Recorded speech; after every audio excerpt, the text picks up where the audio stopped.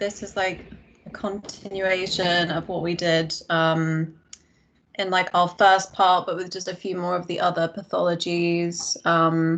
So I think we'll zoom through the next few slides basically. I think a few of you were at the last session and a few weren't. So go back and like watch the recording on YouTube if you want, and just ask any questions at any point. Cool. So I guess it was like a few weeks ago. So we could just like refresh our differentials for acute confusion in people. So this is confusion that's come on either over, minutes, hours, days, maybe a week, but nothing longer. So does anyone want to sort of start us off?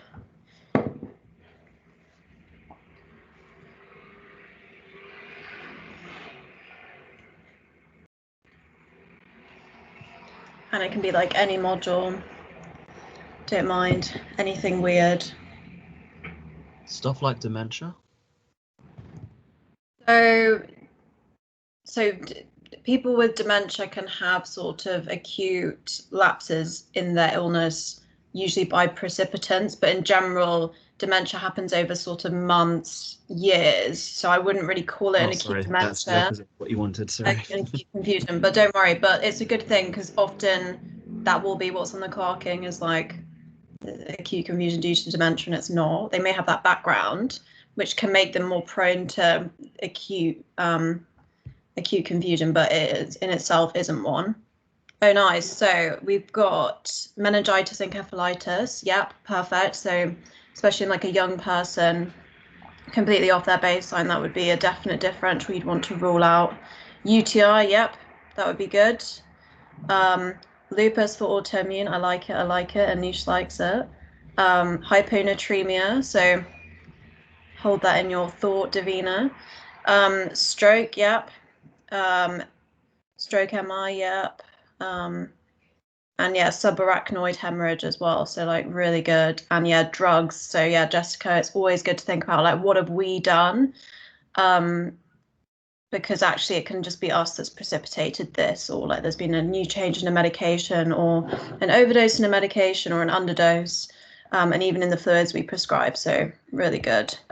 So yeah, stroke, subarachnoid, encephalitis, meningitis. Trauma is a bit self-explanatory, but you can think about certain patients where a more minimal trauma can cause a much bigger bleed, as another thought. And then metabolic hypoglycemia is always a good shout, and is something that you should check on the way in. And yeah, hypercapnia as well. So any kind of CO2 retention can also cause it as well. And yeah, alcohol is a big one. And then yeah, we've got also neoplastic causes. So people can compensate for a very long time with brain metastases or primary tumors until they get big enough or cause edema surrounding the tumor to cause an acute confusion. So that can be a presentation in A&E. And then, yeah, we've got post-ictal and psychiatric disturbance. So it is, again, more of a thing in 5th year, but it is something to bear in mind. Once we've ruled out our organic causes, is there an inorganic reason for this patient's confusion, and therefore get psych involved? And yeah, drugs again. Cool.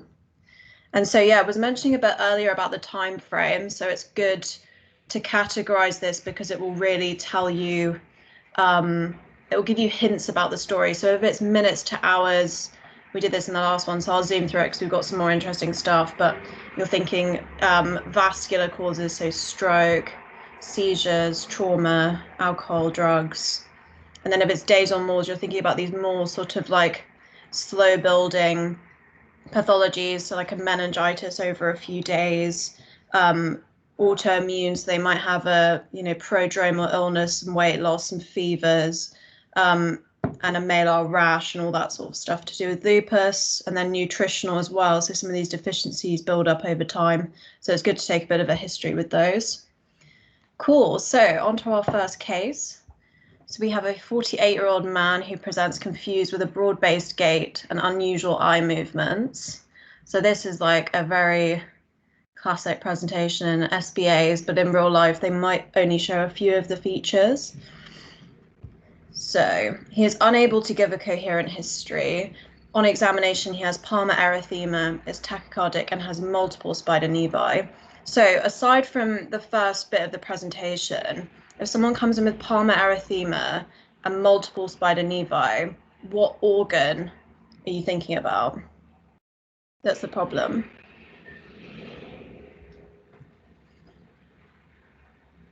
Yeah, so the liver. So it's good to kind of set aside the confusion and think, there could be multiple pathologies going on here, but there is a united diagnosis here. So he's got some signs of chronic liver disease and so decompensation as well. So the Palmar erythema due to estrogen, and the multiple spider nevi above 5 is significant. So does anyone want to give a go at what the main differential is here? That he's confused with a broad-based gait and unusual eye movements. And he's got this history of chronic liver disease. So posterior cerebral artery stroke could be a shout, actually. They'd probably complain more of like a visual disturbance in the field of their vision, and we shouldn't discount a stroke, and we would probably do a CT scan anyway. So yeah, so you're on the right lines with alcohol, and so withdrawal. So the withdrawal, you'd be looking for a tremor, and all the rest of it. If they have a history of alcohol, yeah, so brilliant, Leela. So the diagnosis we're looking for here is Wernicke's encephalopathy, and that's because it's this classic triad of confusion and ataxic gait. And so I deliberately didn't put ataxic because I thought you guys will probably get this. But so an ataxic gait, so some cerebellar signs and unusual eye movements. And so you want to work out what the precipitant is for this. And so we've covered these bits. But if we look at, so they're going to have certain eye signs. And so the most classic one is not the one that's shown here. So the most classic one is cranial nerve 3. So that's the oculomotor nerve. And so they'll have a down and out pupils. But if we look here at this guy, because it's a bit of a test of one's neuro knowledge, and don't worry, I learned this very close to sort of at the end of the year because I was doing Mod C last. So this patient, so the middle photo is just being asked to look straight onwards. It looks relatively normal. If you look at the left and the right images, he's being asked to look left and right respectively. Which nerve is affected, or plural? If we're thinking about kind of the main 3 nerves that cause eye movements. So yeah, it's the abducens nerve. And which muscle does the abducens nerve innervate? Yeah, so the lateral rectus. So for anyone else who's looking at these, so they basically can't abduct either of their eyes in either directions. They've got bilateral cranial nerve 6 palsies. And so other cranial nerve defects sort of don't rule out this condition. So that's one to think about. So why do alcoholics get Wernicke-Korsakoff? Like what's the actual thing that they don't have or are deficient in? Yeah, so it's thiamine. So thiamine's one of your protein, one of the essential proteins, and so basically this causes like cerebellar dysfunction. And so the first stage of thiamine deficiency that you see clinically is the Wernicke encephalopathy. What is what is Korsakoff syndrome? So the Wernicke encephalopathy is reversible, so it's very important we treat this. If it's left too long, it becomes Korsakoff, and that's the irreversible element of it. And there's like a very famous House episode, which I'm sure Anoush remembers, and Mark, where someone has Korsakoffs. It's like a slightly iconic episode. I'll find the link to the episode. Give me a second. Because if you're bored and you don't want to revise, you could just watch this episode and it'll tell you. So does anyone know what Korsakoff syndrome is?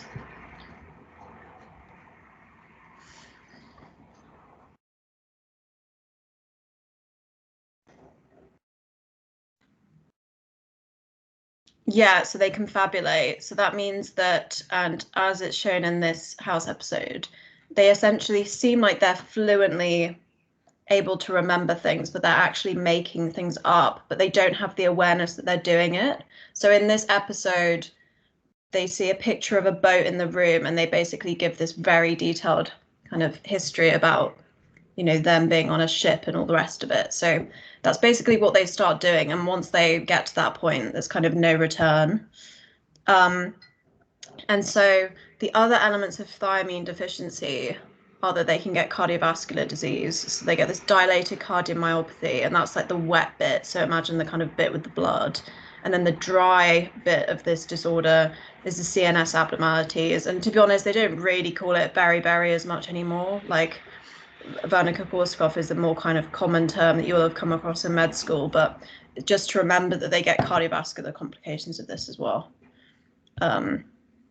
And so this is kind of their classic appearance. They'll have a very dilated heart with right heart failure and the signs that go with that. And essentially it causes death if untreated. And so what are the other risk factors for low thiamine? Does anyone know any other ones? And with vitamins, it's always good to think about like low input, high output kind of states. And it kind of, I think of it similarly with iron as well. It's like quite a good way to think about it. So who wouldn't be getting enough thiamine?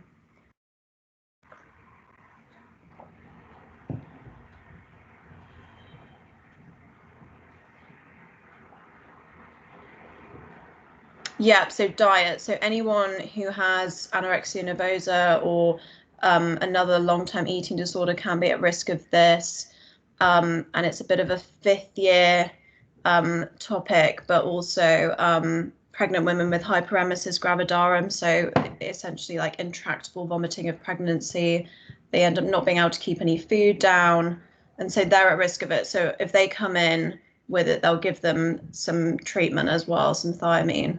And also just to bear in mind, like patients with psychiatric illness can be prone to this if they're not having a regular diet and things. So it's quite good to have quite a holistic view of it. And I think they usually sort of treat without hesitation. You know, if they're unsure or they're unconvinced, they'll usually just give Pabranex. Oh, I've given it away. Does anyone know how you treat it?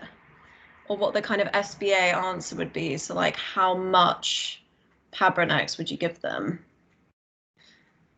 Which is just the kind of brand name for thiamine.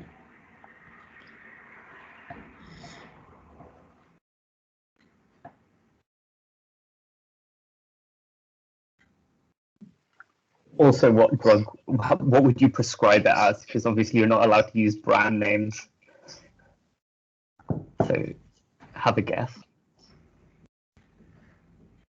It's also like I never realized this until I saw it and someone pointed out it's the really bright fluorescent yellow fluid that they give patients on the ward. So if you ever see that, it gives you a bit of a clue. And it could hypothetically be something that they show you in an OSCE because it's got a very signature look. So it's not according to their body weight. Anuj, I don't know if you want to explain it a bit more. So yeah, you prescribe it as vitamin B substances with ascorbic acid is what you're meant to prescribe it as. You can find this in the BNF if you just type Pabranex. The important thing is basically, are they at high risk of having Wernicke's encephalopathy, or do they already have it? And Izzy has kindly put the treatment on the slide there. So you prescribe it in pairs. So you do like, so you'd write vitamin B substances 1 + 2, and then you're like, this is how many times you need to take the pairs every day. When you go into the hospital, ask like a junior to just like show you how to do this at some point. Like, it doesn't have to be this year, maybe next year, because it's quite a good skill to have as an F1, because I did it for the first time this year and I was like, I don't know how to do this. But I had a nice F1 who showed me. Cool. Okay, so we're slightly veering away from acute confusion for a little bit onto the liver, but Anuj, are you happy to answer that question on the chat? And then I'll roll on. So in kind of continuation with the sort of alcohol element of this case, what are some of the synthetic functions of the liver? And be as vague as you want, like honest. So like, what are some of the functions of the liver that someone with chronic alcohol use and cirrhosis is not going to be able to achieve? Because I think this can really help you think about how this patient might present. Like, what are the kind of principal actions of the liver? So yeah, so clotting is a big one. So these patients are going to be at more risk of bleeding, whether that be gastrointestinal, whether that be a brain bleed. So if they've had a very trivial injury, that can lead to quite a major bleed in these people. So you've got to think about that. Yep, so bile production, so digestion, it's not going to be the best it is. So Pabrinex is good because it's given IV, whereas if you were giving them sort of oral supplements, they may not be absorbing it properly. Yep, so there's immune functions as well. There's a lot of macrophages in there. How about like storage? What's stored in the liver? And what's kind of got broken down and got rid of by the liver? So with like, I think because we've already sort of discussed alcohol, so there's like the toxin detoxifying level. And then, yeah, we've got fat soluble vitamins as well. And we've also got iron is stored in the liver. And so it's also worth bearing in mind that glycogen is, the liver stores a lot of glycogen. And so if you have cirrhosis, your glycogen store is going to be very low. And so if you haven't eaten for a while, you're going to be at risk of hypoglycemia. And so in these patients, if they're coming in tremulous and out of sorts, it's not necessarily because they're withdrawing. It might be because they're hypoglycemic. And so that's got to be kind of at the top of your A to E to do. And then, yeah, we've got our vitamins and we've got our metals. So also copper is stored there. And so there's like one disease in particular which affects the liver due to abnormal copper storage. That also causes a bit of neurology as well. Does anyone know which one that is? Yeah, so it's Wilson's. And how does Wilson's present in, like, how can it present? And it can present in sort of the theme of this talk. Yeah, so the eyes, there are signs in the eyes. What's the sign in the eyes? And yeah, the psychiatric symptoms. So for young women with this disorder, psychiatric symptoms can be the first one. So that is one of the organic causes of psychosis that you have to rule out in people. And yeah, Kaiser-Fleischer rings. Very nice, very nice. And then, yeah, we've got our bile, our clotting, and it's a big source of production of protein, basically. And then, yeah, our immune function. Cool. So a cirrhotic patient presents with new onset confusion and constipation. Their past medical history is known portal hypertension with a large volume of ascites with frequent drainage. And this is due to chronic hepatitis C infection. On examination, again, they look very distended. They've not opened their bowels for numerous days, and they're feeling drowsy, and they're only opening their eyes to voice. And according to the nurses, they've been sleeping in the day and awake at night and disturbing the other patients, which can be very, very classic and is one of the first signs of liver disease, is this switch in the circadian rhythms that they have. And so I've just slightly ruined it a little bit, but so the main thing that you're thinking about with ascites and large volume, and the reason that they drain this is for symptom control, one, but also because of risk of bacterial overgrowth, and that's translocation from the gut. I think this kind of concept always slightly confused me, and I think the way to do it is to really think about the physiology, and it's probably not by my terrible drawings, but like, just roll with it for a second. So we've got our liver, and is you've got your sort of porto enteric circulation associated by this sort of squiggly blue lines. So you bring in your nutrition that way. goes to the liver, back to the heart, and then obviously the heart pumps oxygenated blood everywhere, including your kidneys. And so if you've got any blockage in your portal vein or the hepatic vessels, that can impact on which way the blood is going to flow. You're going to get increased hydrostatic pressure in that portal system, and it's going to all that blood is just going to back up into the gut, and you're going to get fluid moving from a high pressure to a low pressure, and therefore you're going to get that ascites. And it's a slightly similar principle with like right heart failure, is that all the blood backs up, the pressure goes up, the fluid moves to where there's low pressure, and you get pulmonary edema. And so the problem is that if all the blood is just sort of chilling in the gut and not getting back, you're not perfusing your like key organs. So your cardiac output is going to go down. They may feel breathless, they may feel dizzy, and you're not going to be perfusing your kidneys. So these patients can develop what's known as hepatorenal syndrome.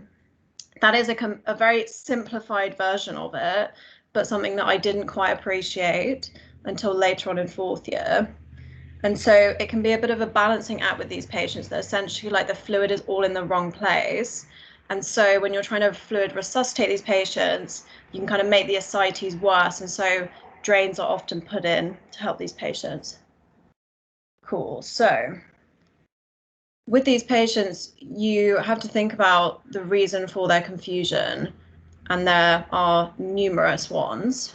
So can anyone give me some differentials for confusion, but in the context of someone with cirrhosis? So we've already talked about Wernicke-Korsakoff and alcohol. We've talked about Wilson's, but are there any particular ones that we should kind of be big in our minds to think about?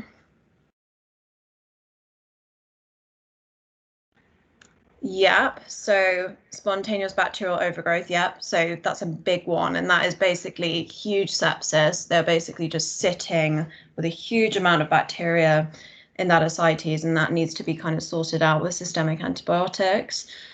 Hepatic encephalopathy is another one, and we'll come on to it. Infection of anywhere, so just because they've got the huge ascites doesn't mean they've got haven't got a raging meningitis or a raging chest infection, and they're going to be a bit immunocompromised as well. They can get a buildup of urea if they've got the kind of the renal failure, Patrick, yeah. So if they've got an AKI because they're not perfusing their kidneys properly, then they can get like a uremic encephalopathy. But let's just focus a little bit on the hepatic encephalopathy. So does anyone know, oh wait, we'll go through this first. So yeah, you're thinking of your brain bleeds, you're thinking, have they fallen and given themselves a subdural or something like that? Are they septic? So you do your blood cultures, send those off, do your acidic cultures as well. I've put autoimmune a bit small because I think there's probably some differentials, but if we're thinking common is common, these are the ones that we need to rule out first. Hypoglycemia, hyponatremia, hyperammonia, idiopathic, cop-out answer, to be honest, not really relevant.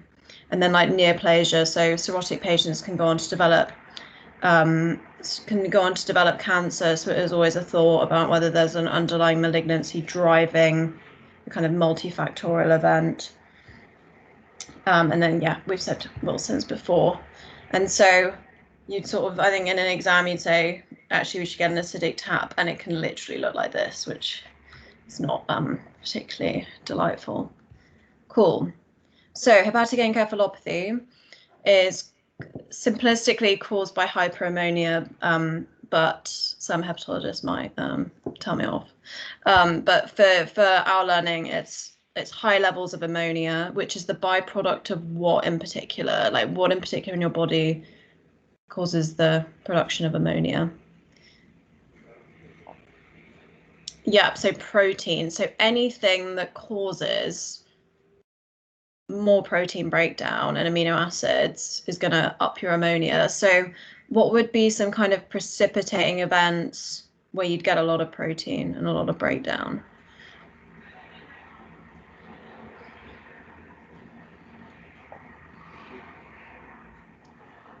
And it's sort of all tied in to like the risks that liver disease patients have.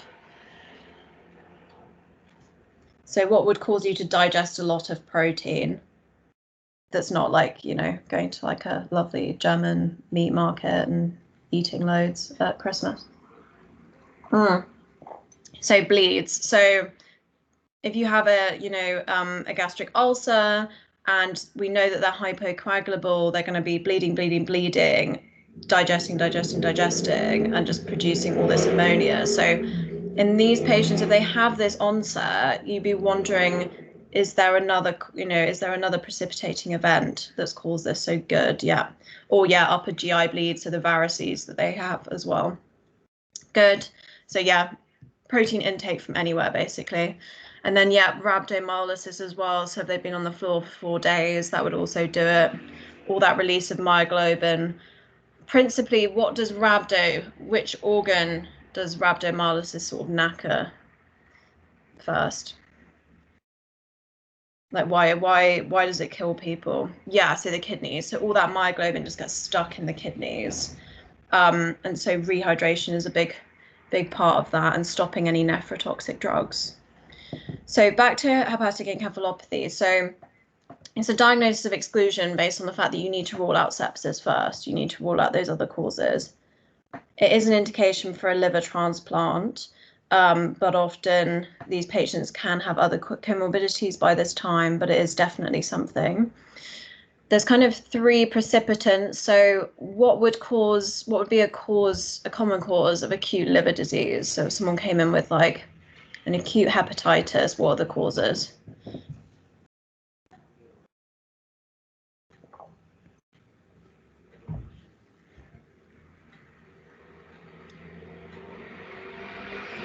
Yeah, so I mean hep B can cause a chronic as well, but yeah, which type of hepatitis viruses cause more of a acute picture? Yeah, Roger, so really good paracetamol overdose and drugs. And if anyone comes in with alcohol withdrawal, they usually send off a paracetamol level anyway. And if they've overdosed on anything else and you're suspicious, you should do a paracetamol level. So that's really good, yeah. So hepatitis A would be a big one for an acute presentation. Wouldn't cause this though. It's more of a self-limiting thing, but it can be an acute cause of jaundice, and it will just usually self-resolve. If you've got anyone who's immunocompromised or pregnant, they can get a more protracted illness. Hepatitis D is one of the ones that goes along with hepatitis B together, and that can cause an acute problem.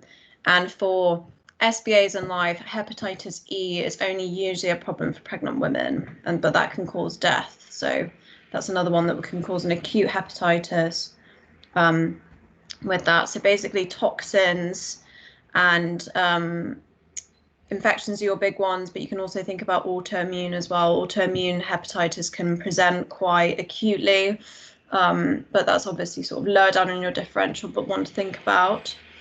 And so essentially hepatic encephalopathy can be a cause of acute or chronic liver disease, but one thing that can cause it is the treatment for hepatorenal syndrome. So as we know, protein produces ammonia, goes in the portal vein up to the liver, and it can kind of get stuck there basically, and it's just sort of circulating and building up and causing all these problems. You're just not excreting it, not breaking it down, and then it can just go to the brain and cause the encephalopathy. And so the other problem is so a TIPS, which is a portosystemic shunt, so it basically shunts blood from the portal system, bypassing the liver, which is great because it means that you're perfusing those organs later down the line. But the problem is you're not breaking down that ammonia. And so a common reason for a reversal of a TIPS procedure is that you've improved the kidney perfusion, but you've caused hepatic encephalopathy. So that is like something that can happen as well. So if there was a question where they'd had a TIPS procedure, I think it's very helpful to draw out the sort of think about where the ammonia is going. Is it being broken down? And if that could be a cause of their new onset confusion. And so the survival at 3 years is very poor. So it's under 25%. And we've been through some of the causes. So anything that causes a catabolic state, any so any protein breakdown, so a chronic infection, malnourishment, a cancer, a bleed. And then also constipation is a precipitant because they're just not excreting that ammonia. So laxatives are a principal part of the treatment. And then also electrolyte abnormalities as well. So there is a criteria for hepatic encephalopathy, and I think just sort of take home the main points of it. And that's basically that they can go from kind of almost being kind of all right, maybe a bit confused, all the way through to coma. And so that's the West Haven criteria. And the management is principally lactulose, which I saw more commonly, like when I was at the free last year, or rifaximin, and that just basically reduces the absorption of protein, but it also is a laxative, so it's kind of doing both. So if someone is acutely constipated, which is sort of adding to it, you've kind of hit the nail at both ends, basically. And so you're also going to identify your precipitating cause, but that's just my little bit of hepatology. And if you have any questions, just let us know. This is a slight sprinkling and a deviation. So we'll leave the liver behind, like good riddance, honestly, but it's still a great organ. So Mark, you're up. We're changing direction.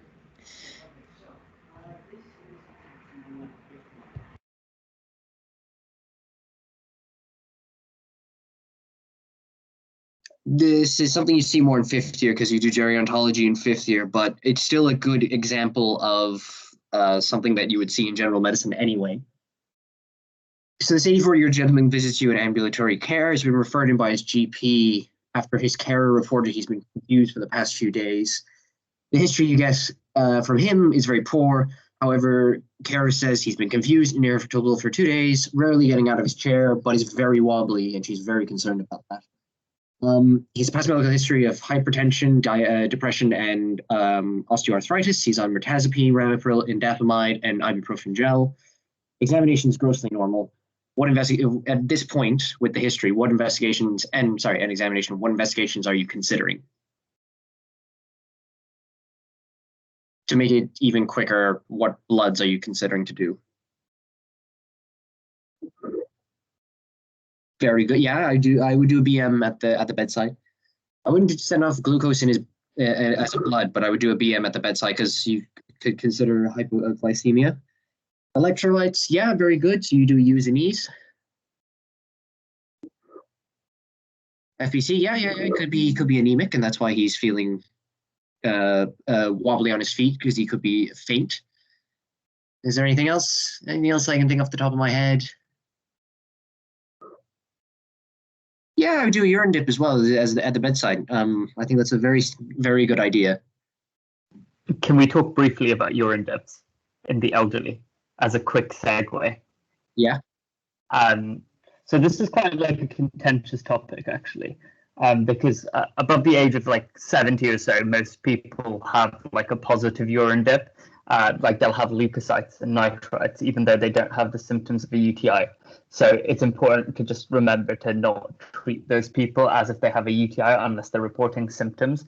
That being said, the general argument is you would still do a urine dip because if it's negative, that means they definitely don't have a UTI. It's just the positive predictive value is very low in the elderly. It's just something to keep in mind when you're interpreting urine dips in elderly people.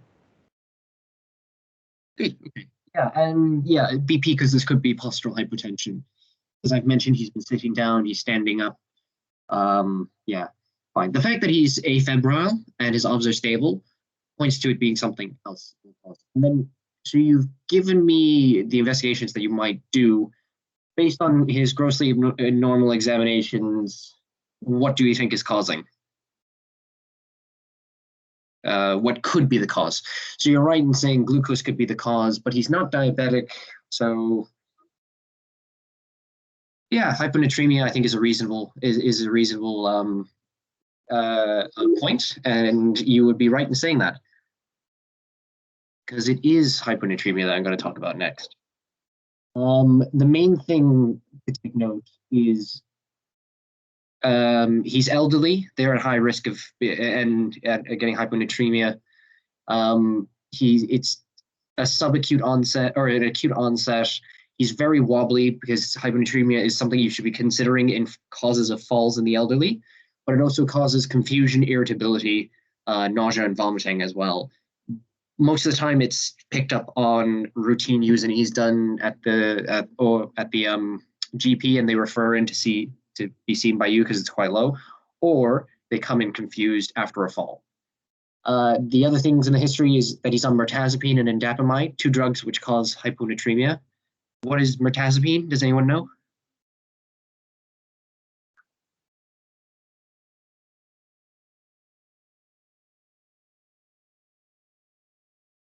So mirtazapine is an antidepressive. And indapamide, what drug is indapamide? It's an atypical. I don't think it's an SSRI. It's an atypical. I always get mirtazapine mixed up. Let me just check. But broadly, I remember it as an antidepressive. And indapamide is a thiazide. Yeah, correct. Good. So hyponatremia is a sodium less than 135. Usually you'd experience symptoms at around 130, and then anything below 125 is very concerning, and you might end up in ITU with that. Broadly speaking, hyponatremia is split into 3 categories. You're hypervolemic, hypovolemic, and euvolemic. And this is a step-by-step guide kind of how to differentiate between the 3. It can be found in the Cheese and Onion. It's very, very good for that. So if you go to your Oxford Handbook of Clinical Medicine, and you go to the clinical chemistry chapter, they have a fantastic algorithm on how to differentiate between the 3 types. How I like to do it is based off that. And step 1, I always think of, is it a true hyponatremia or is it a pseudo-hyponatremia? And to do that, we calculate the serum osmolality. So on the bloods, you take the sodium, you add the glucose, you add the urea. Okay. That will tell you if the serum osmolality is normal, which if it is, then it is likely a true hyponatremia. If it's low, then it's a pseudo-hyponatremia. Then you look at the patient. Is the patient dehydrated? If yes, then they're likely hypovolemic. If no, then they're hyper or euvolemic. And then if they're hypovolemic, where are they losing it from? Are they losing it from the kidneys or are they losing it from some other source? Okay.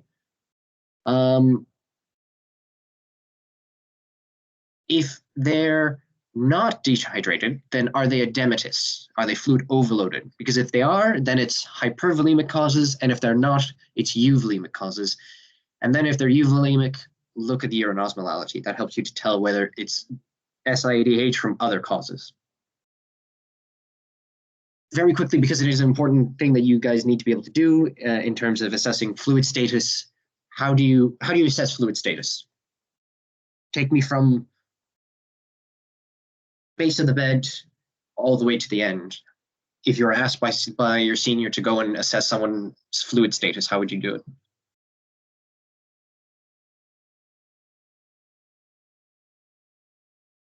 So in the hands, what are you looking at in the hands for fluid status?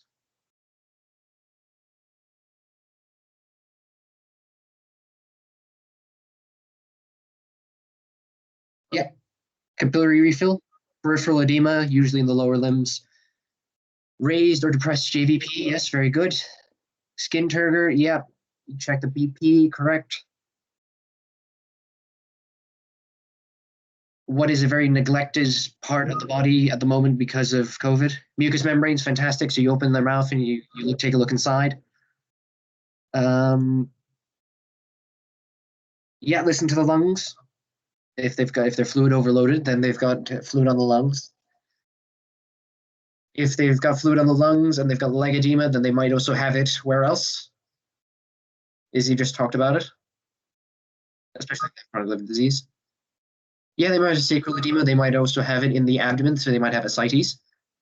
Oh, good. Okay, good. You guys pretty much hit most of them on the head there, so very good. So you know how to do a fluid status assessment. So, like I was saying, hyper and hyponatremia is broken up into hypovolemic and hypervolemic causes. The hypovolemic, like I said, renal losses and extrarenal losses. Anyone think about where you would lose sodium or why you would lose sodium through the kidneys?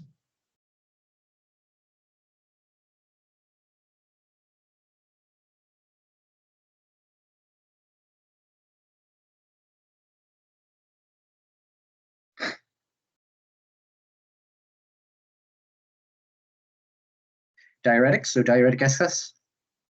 Intrinsic AKI, it doesn't really throw off your sodium. No, it's too acute to really throw off your sodium. You're on the right track though. Yeah, so spironolactone, any diuretic in excess. Salt wasting nephropathy will cause a hyponatremia. And osmotic diuresis might also cause it. So if in patients who are diabetic, hyperglycemia might cause them to diurese and then lose sodium. How about extrarenal causes? Because this list is a bit longer. Actually, there's one more renal cause that you guys have missed. What if they had a low sodium, high potassium, and low blood pressure?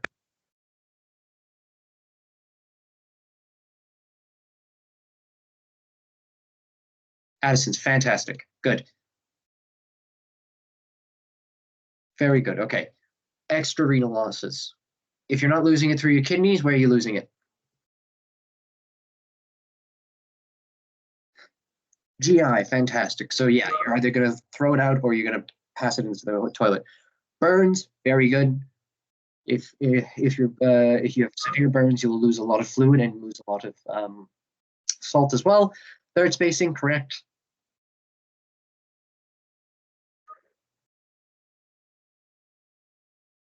It's not low intake. No, because the kidneys are very good at regulating. So even if you're low in your intake, your kidneys will compensate. So very, very, I don't think I've ever seen anyone dietarily present with hyponatremia, but I could be wrong. One that HB says, so if you if you run a mile in the Gobi Desert, how are you losing salt?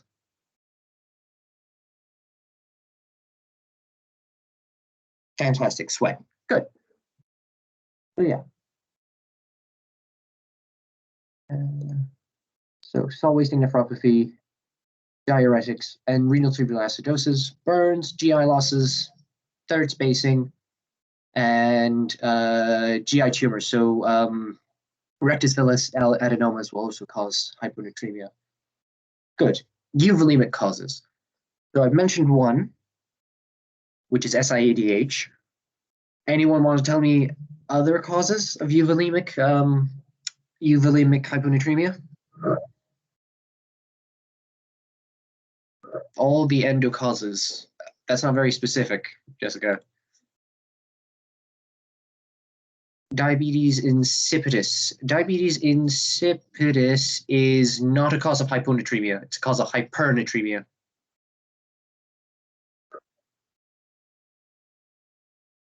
Yeah, hypothyroid, correct. So severe hypothyroid will cause euvolemic hyponatremia. Anything else?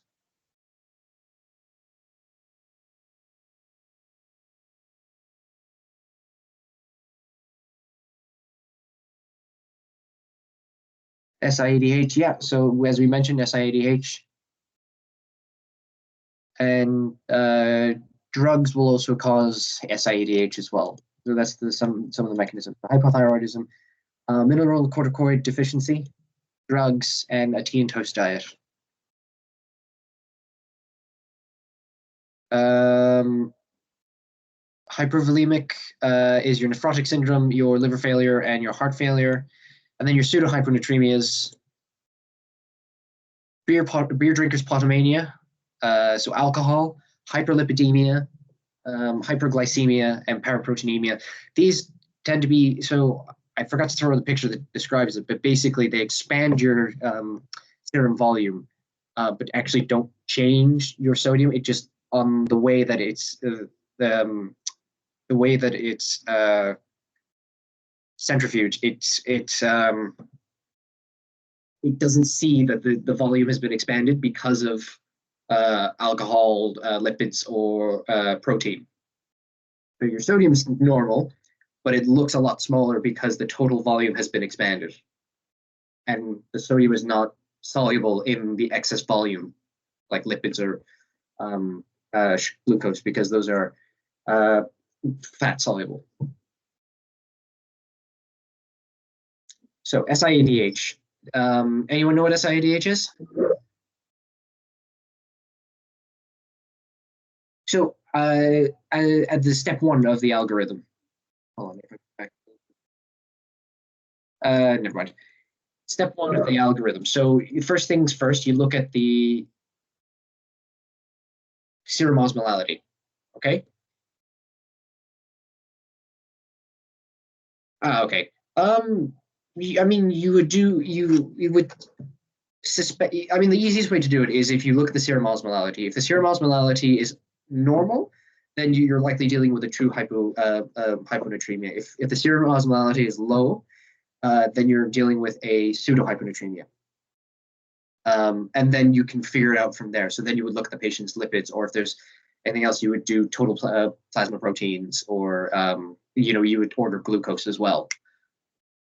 So SiADH, syndrome of inappropriate antidiuretic hormone release.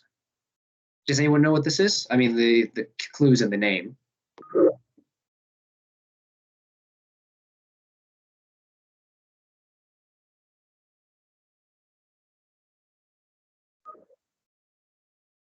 Yeah, too much ADH release. Very good. And it's unregulated ADH release. And as we know, ADH is released by the posterior pituitary. It allows insertion of aquaporin into P cells of the collecting duct, which is normally impermeable to water. And this allows water, but not sodium, to be reabsorbed in the collecting duct. Okay. So you get an expansive, you lose sodium, but you don't lose water. So it dilutes the remaining sodium down. And why it's euvolemic, I was reading on the way home, is because the body senses this expansive volume and responds with increasing a release of atrial natriuretic peptide, which causes you to lose the water again. But your sodium has already been lost. Clinical features of hypernatremia is what gives it clinically. So your confusion, in severe cases, coma and seizures, nausea and vomiting as well. And then your lab findings, you're looking at a very concentrated urine with a raised urine sodium, euvolemic hyponatremia, low plasma osmolality, and check urate in suspected SiADH, because the urate will be low. As for why, I actually don't know. Causes. Anyone want to suggest any causes of SiADH? There's tons, so I'd be surprised if you got them all. Medications, fantastic. So yeah, most medications that cause hyponatremia will cause it via a SiADH mechanism. Close, it's small cell lung carcinoma. Yeah, so not non-small cell, it's small cell. I've given away one of them.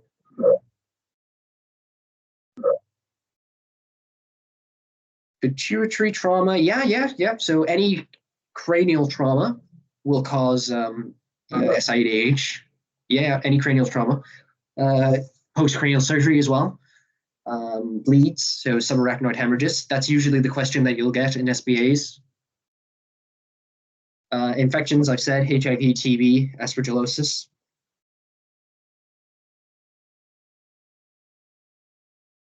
How about malignancies? Can anyone name any malignancies other than small cell lung carcinoma? Legionella might. I'm not sure. I haven't found it in a list somewhere, but it might cause. Like, Noosh, can you look that up for me, please? So drugs. These are the ones to remember. CNS disorders, like we said, any form of trauma or neurosurgery, and any cause of raised ICP.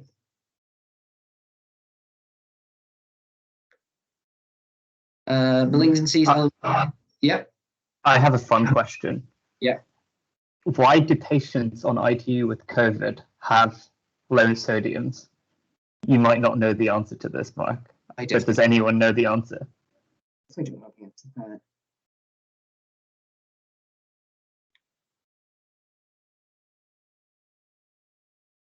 So positive end expiratory pressure in ventilators is a cause of SIADH. How crazy is that?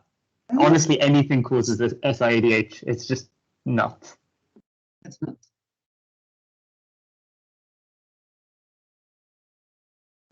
I don't have the faintest idea. Sorry. But apparently it does. Okay. And then, okay, you have autoimmune causes and miscellaneous causes. So even post major thoracic or abdominal surgery can cause, and your acute intermittent porphyrias, those are fun. Cause SIADH. Cool. Hypernatremia is a lot easier. The list is a lot shorter. It's basically sodium greater than 145 millimoles per liter. Signs and symptoms: lethargy, you get very thirsty, weakness, irritable, and again, severe cases, coma and seizures. Causes, do anyone know any causes? We mentioned one already earlier.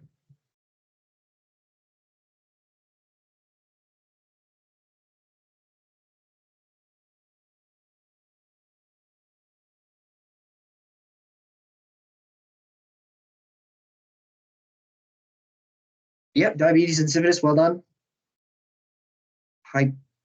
Hypovolemia.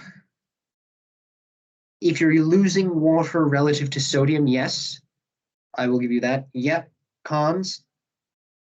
So primary hyperaldosteronism. And if we stick a needle in them and we fill them up with sodium, so iatrogenic, yeah? Yeah, very good. And it depends on the type of fluid. So does anyone know how much sodium is in, how many moles of sodium is in 0.9% sodium chloride? Izzy in a neutral knows because HP loves to ask this question on rounds.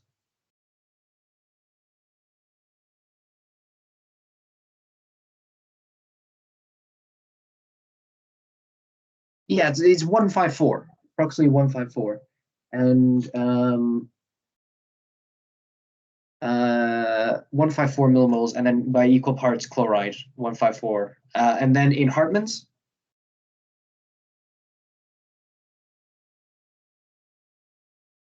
This is actually really useful because, like, if you remember what's in each bag, you can it makes fluid prescribing really easy.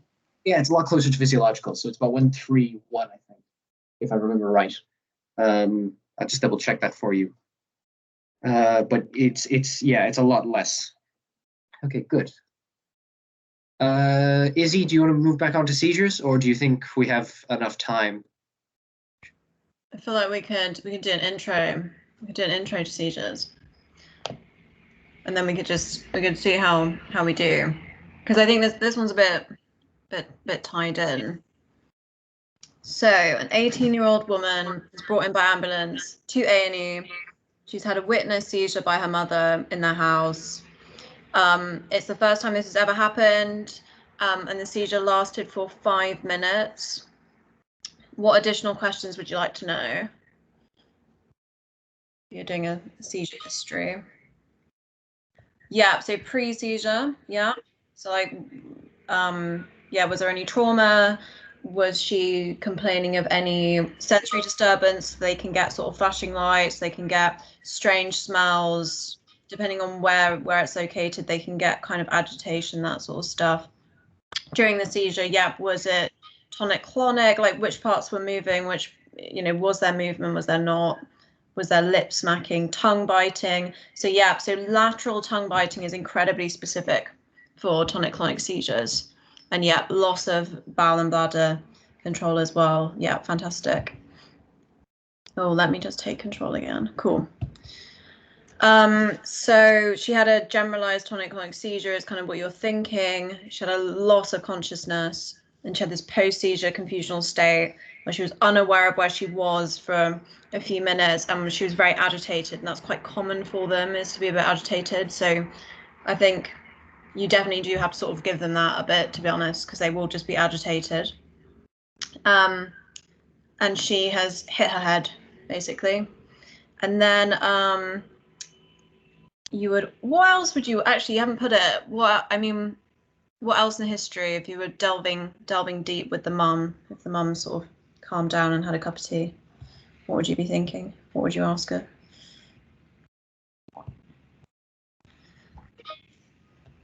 Yeah, so family history is good. Yep. So there can be others. Yeah, you might go for the birth, to be fair. I mean, if they were, yeah, definitely a pediatric patient and they had a sort of history of other features like of cerebral palsy, they can have seizures, you know, failure to thrive, that sort of stuff. And yeah, so family, yeah, perfect. And then also, is she on any regular medication? Has she got any other chronic medical conditions? You know, if we're thinking about hyponatremia causing, as a cause of seizures, we want to know of any other, so endocrine disorders, those sorts of things. Is she a recreational drug user? And also, it is something to think about, is that often they can sort of have a background of epilepsy and something's tipped them over the edge. And so commonly that can be alcohol. So I've seen that before. And sleep deprivation is a big one. So around an exam period for school children, they can get epilepsy. So for her, she's had no previous history of epilepsy, no chronic conditions, no nothing. And she's got a maternal uncle with epilepsy, and there's no history of brain tumors in the family, because that can be a differential. So what are you going to do at the bedside for her? What would be your, what would you look at?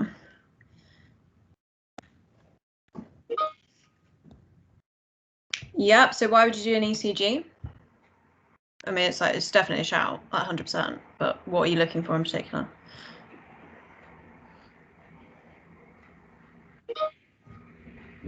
So yeah, you do a glucose, and yeah, so atrial fibrillation, any sort of arrhythmia can trigger a seizure, and also they've gone into a very hypermetabolic state. You know, if you thought about how exhausting it is going for a run, they're sort of doing that within sort of 5 minutes, so they are utterly exhausted and more often be asleep in the department. What else would you look for? So there is something that can happen after a seizure, which you'd find on examination. Yeah, so you would examine her, but if she was complaining of like weakness, what's that called? What's the specific sign? They also make very expensive shoes. Probably not the same person, but I like to remember the expensive shoes and handbags. Of the sign where they get like post-seizure kind of numbness or sort of weakness of a limb. Yeah, so Todd's paresis. Maybe, to be fair, I like threw you off by talking about shoes, but there is Todd's that make shoes, expensive shoes. Okay, moving on. So yeah, you do your blood glucose. You'd want to do a full head to toe. If she's got a head injury, you'd want to rule out the C-spine first. And you look also for signs of raised intracranial pressure. I mean, if she'd had sort of a history of fevers and all the rest of it, fitting with a kind of encephalitis, meningitis picture, you could also look for that. Cool. And then what bloods would you like to do for her? If you're sort of trying to prove it's a seizure, or if it was unclear, if it was unwitnessed, what would your first line bloods be?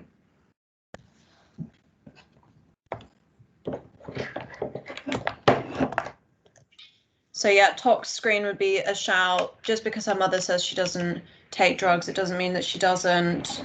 It doesn't mean she hasn't been exposed to some unknowingly as well. So it would be sensible to do it. What would you get on your VBG that would give you an indication that there's been a true seizure?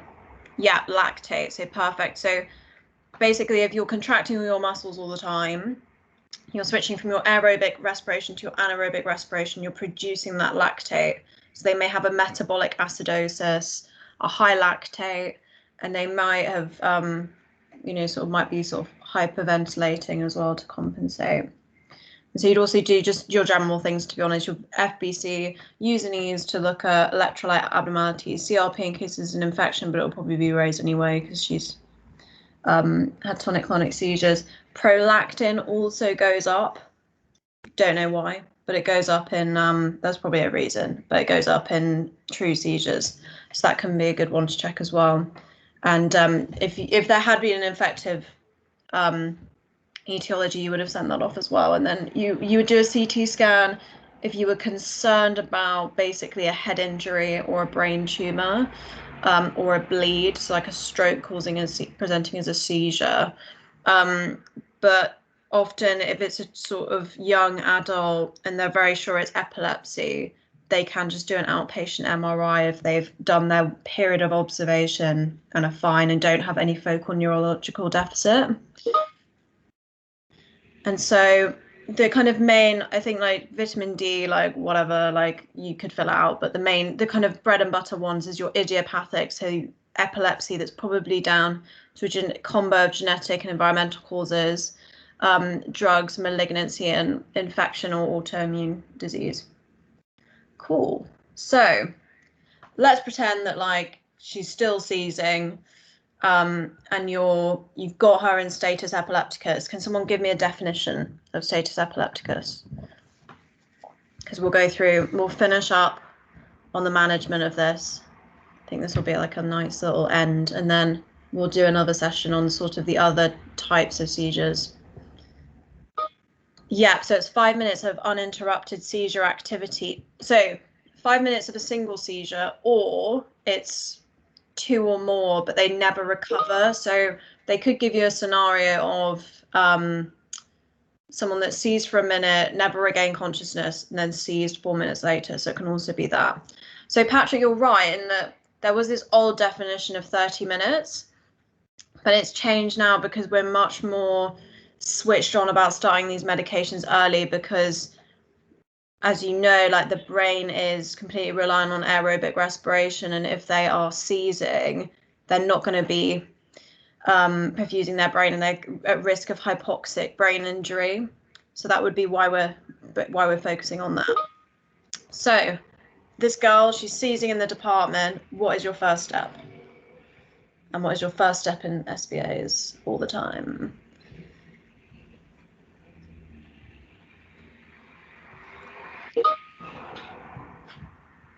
Yeah, so Dr. ABCDE. So you're thinking, is she in danger? Is she lying somewhere where she could fall up? You're going to put the guards up on the bed. You're going to turn her on her side so that she doesn't aspirate and choke. So it's good to turn her on her side. You're not putting anything in her mouth because she's going to bite on it. So don't go shoving your fingers in her mouth or doing something weird. And your big question is, can she maintain her airway? And so you're going to get anesthetics support as well, because she might need intubating if she doesn't stop. And yeah, start the timer, because you're going to want to know accurately, the time is brain essentially. If she's been seizing for too long, it's going to be a problem. So what's your first line medication or like group of medications?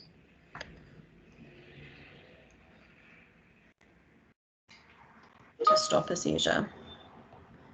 Yeah, sure. So you give her a benzo and nothing, doesn't work. And within 5 minutes, she's still seizing. What do you do? Yeah, so you do benzos again. So you do like lorazepam. And then if you're thinking this is just not working, yeah, so hopefully you'll have already sort of called anesthetics. But yeah, it would definitely be like if they haven't sort of, if they haven't responded, if they haven't come down, then yeah, you want to call anesthetics, and then you're jumping to your phenytoin. The one thing about phenytoin is that it's done by weight, and you do a loading dose, so you do have to sort of get a weight off these patients. It might be quite good. I feel like it would be a good one just to have a look at in the BNF, just to familiarize yourself, because it has a loading dose and then it has a regular dose. So if in like an OSCE in a prescribing station, they might give you that, because it would be 2 things you'd have to do. Oh yeah, and yeah, phenytoin as an F1 is just not a shout. Cool. So, 1 second, trying to get my thing to come up. So, this girl has obviously got IV access, right? You know, she's a young girl. She's easy to cannulate. But if she's not got IV access, they might give you that scenario, and it's good to know which of the benzos are for which route. So does anyone know which routes? And it's for some there's multiple. But if we're, you know, doing the buccal route, if we're doing the rectal route, like what are we? Yeah, so buccal midazolam is one option. Rectal diazepam is the other one, which I think they'd give you. There's a few, like, I was reading in the BNF, there's like a few nuances, like some of them don't work in some routes quick enough. But I think for exams, it would be you're thinking about your buccal midazolam, your rectal diazepam, and your IV lorazepam. And I think that's fine. I think that's just enough. Cool. So I think it's like, honestly, I love this protocol. It's so easy. It's the easiest protocol of like any of them. There's just like 3 steps and you're calling anesthetics all the time. So sweet. And then, so another point to make that I sort of didn't quite appreciate is that this is a medical, it is 100% a medical emergency, which I did know, don't worry. But the mortality rate is actually quite high because for a lot of these patients, there's a very major underlying cause of their epilepsy. And so once stable, you would want to get them in a CT scanner.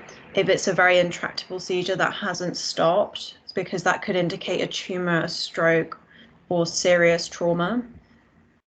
So you've settled them, they've stopped seizing, they're observed, and then they're reviewed by the neurologist before discharge.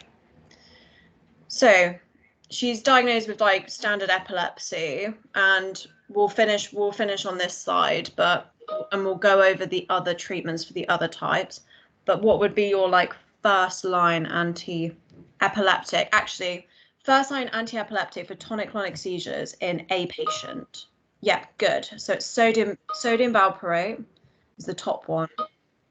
So that is your answer. Why would we worry about giving sodium valproate for this patient?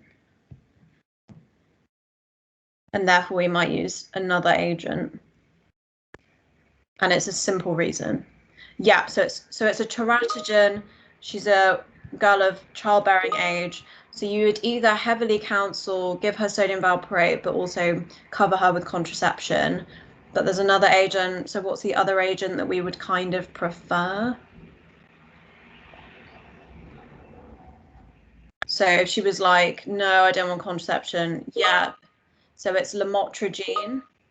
So Keppra is kind of, it's never kind of the right, it's kind of a bit further down. And levetiracetam is also a bit further down. But basically your first line, two first line agents are lamotrigine and sodium valproate for this one. The others are right. And the thing is like, we learn all the first lines, but neurologists are the ones that prescribe these. They kind of just do what they want.